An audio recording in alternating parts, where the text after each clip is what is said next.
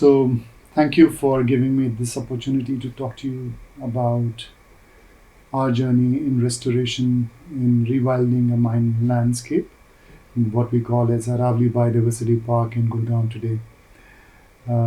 It's a 380-acre mine land, which was a mine for last uh, three odd decades before we took it up for restoration. Um,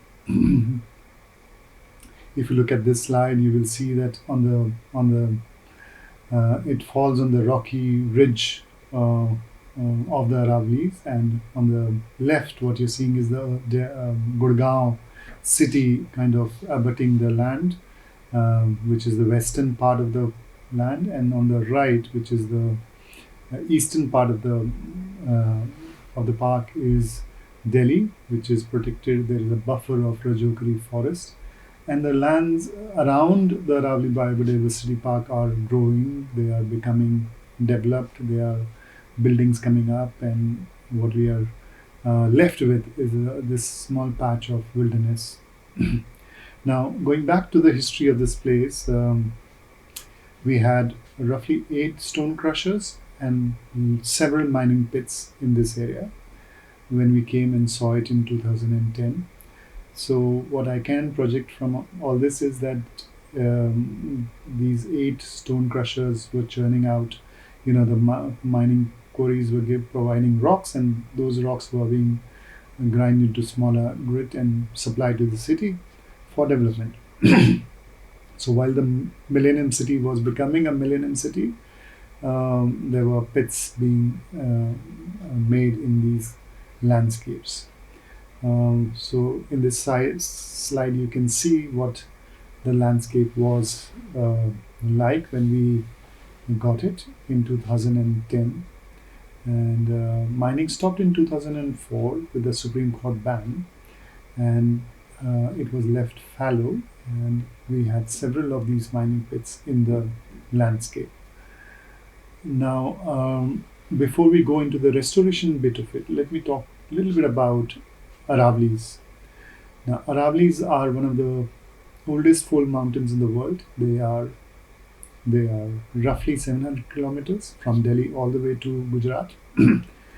They are not very tall in present times because they have been weathering for last so many billions of years actually.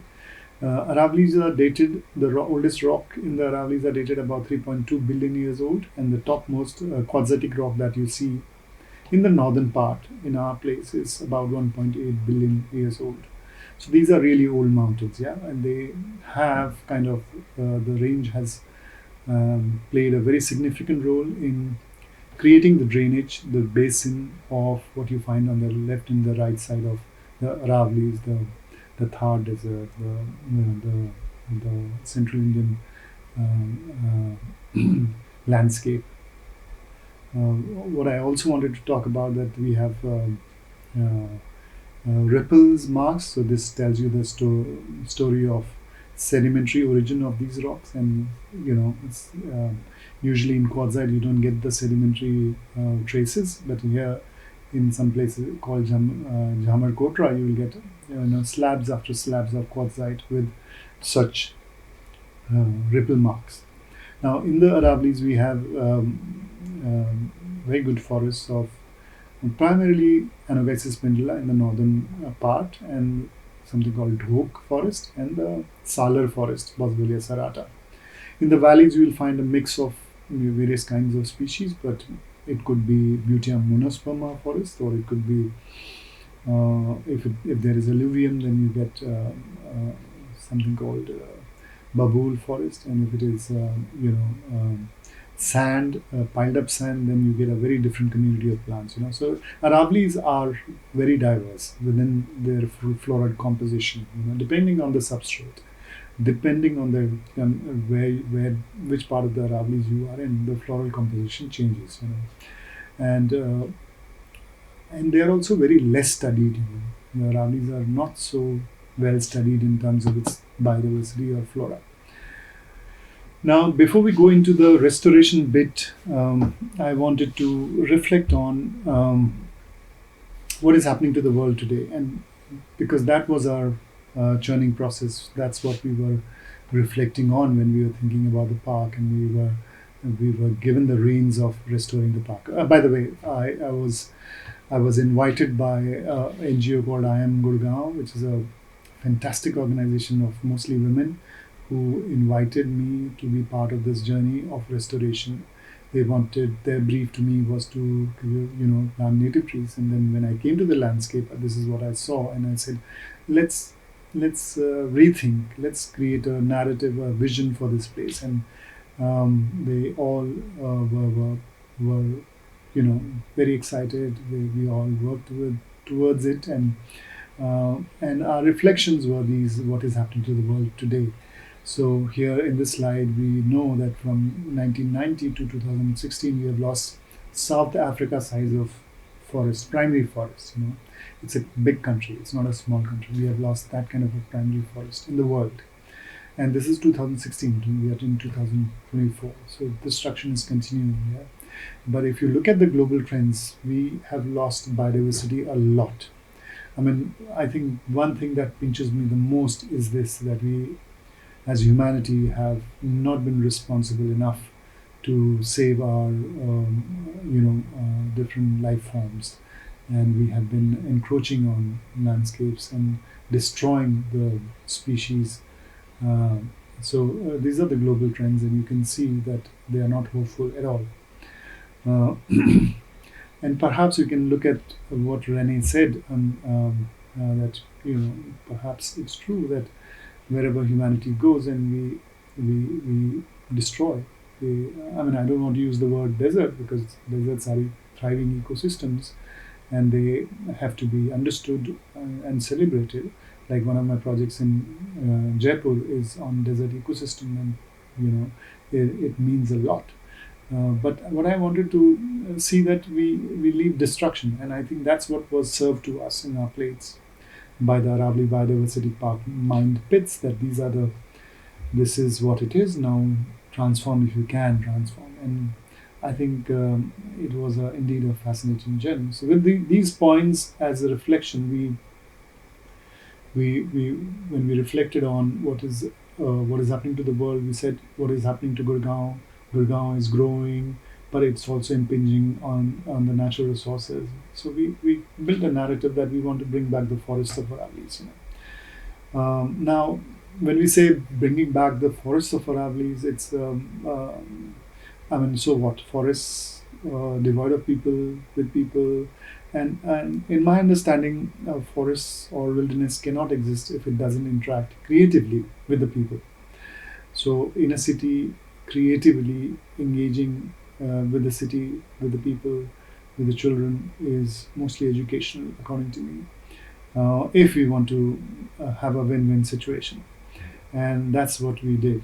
Our vision was to showcase the flora of the Northern Aravalli in the forest types it exists, but it was also for education purpose. It was also about getting people to know the Aravalli flora, and I can tell you with some confidence that people don't know the Aravalli flora, even in the cities, including the people horticulturists who work with us, and who they don't know the flora of Aravallis, and so this place has become a place where an educational ground. So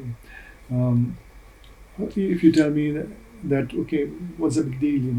Go to the nurseries, collect the plants, Aravalli plants, and plant them out. I would say that's the exact problem. Our nurseries, private or forest department, they don't grow native Aravalli forests. When we were doing the Aravali Biodiversity Park, we went to the nurseries of Rajasthan, Haryana, and Delhi, and we discovered we could find only 10 species of the total 220 species that we wanted to bring into this landscape. And so it was imperative for us to have our own nursery and take on an expedition of collecting seeds of various plants, trees, shrubs, climbers, grasses, and grow them in our nursery. And let me tell you, there is not enough know-how how to grow them, and so learn the process and then plant them out in a particular way. So we created a nursery. That nursery became a mitochondria's source of inspiration for all of us who were working in that place. And first year we were able to grow roughly about 30 odd species. Second year we were able to grow 54.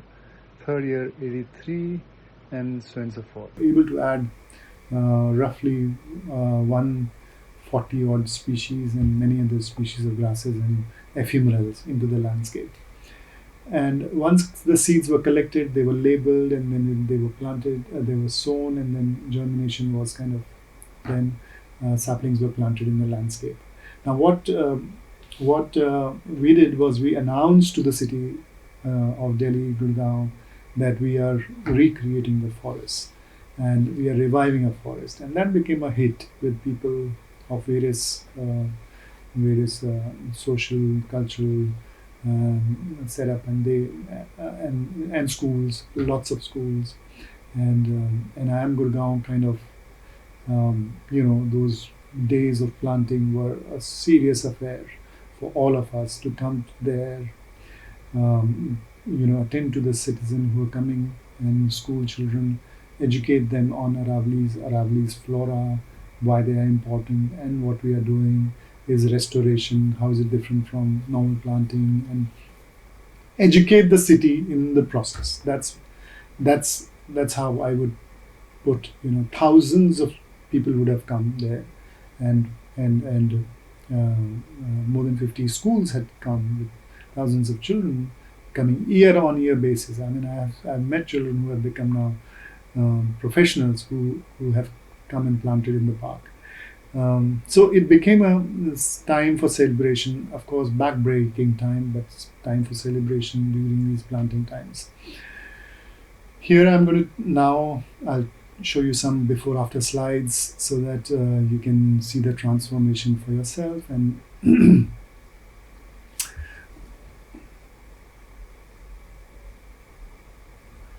so, like I showed you a previous mined landscape, here is again a mined hill that has been restored to what it is now.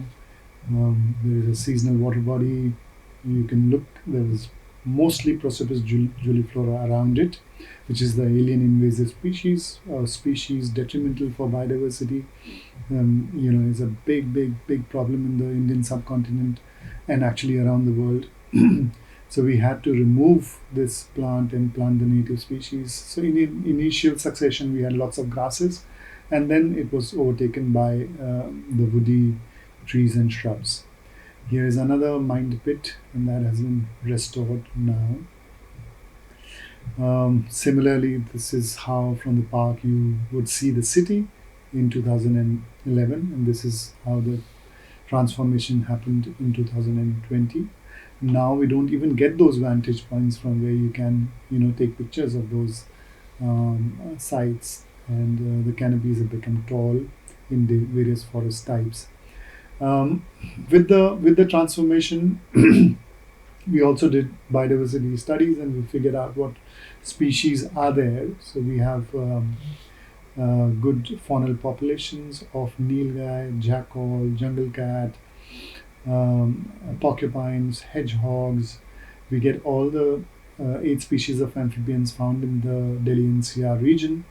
We have 70 plus species of butterflies recorded since last 1 year. There is a record of more than 206 species of birds over several years now, and many of these animals are resident here. So the eagle owl is a resident here. We have bayas, we have Indian orioles, we have yellow-footed green pigeon. They are barbets making nests in these in this landscape. Here are some of the flowers that we celebrate in the Aravalis. These are not common in the city landscape. These are rare plants. These are so therefore it becomes an opportunity for us to educate people, nature enthusiasts, school children, on the flora of the Aravalis and their and different the seasonality of our forests, and also to showcase the flora of the Aravallis. The main forest type that I had talked to you about, we had envisioned as Boswellia serrata forest, the Indian frankincense forest, the brook forest, the dark forest, the babool rucks, and savannas of phoenix and sacrum. Today, it has become an education ground. It has become a research station, so to say. We have several university students coming here and doing research, from PhDs to postdocs. We have also forest trainees coming here and learning about the flora of Aravallis and restoration. So it has also become a place for normal joggers, evening strolls, or even just a stroll for business talks. Since 2010, Hero MotoCorp has taken the lead in providing for this place, and they under their CSR they are maintaining and looking after the place. Plus, they are also developing certain features such as decks and interpretation center, a small research station, and hopefully those will be interpretation and the research station will be functional sometime soon. But I would like to pause for a minute and talk to you about restoration. Here in this slide, you're seeing some tiny babies of some of the native species that we had planted many years ago. Now, restoration is not just about planting, it is about the community of plants that can procreate and sustain the community. So that's what is restoration. Here, human agency is only about protecting them from invasion of other kinds, like a invasive species such as Prosopis juliflora or Lantana camera. Here, what gives us hope is that the climate species that we had planted one point of time are now regenerating. They are now, giving us hope that there is a next generation getting ready, and we are studying them. Hopefully, our studies will reveal how in long term restorations can be done in the Aravallis. But as of today, we are very, very happy to share that most of the species that we had planted are now regenerating and in good numbers, or the numbers that we were anticipating. So the park has many elements and many facets that people enjoy about it. And in 2022, it was declared as the first OECM site in the country. And we hope it's just not even a speck, drop in the ocean, but we hope it becomes an educational ground. It becomes an inspirational ground for people to enjoy the landscape, to enjoy what is, learn from our experiences, and maybe somewhere when this civilization is ready, we will protect all the wild species that we have around. Thank you.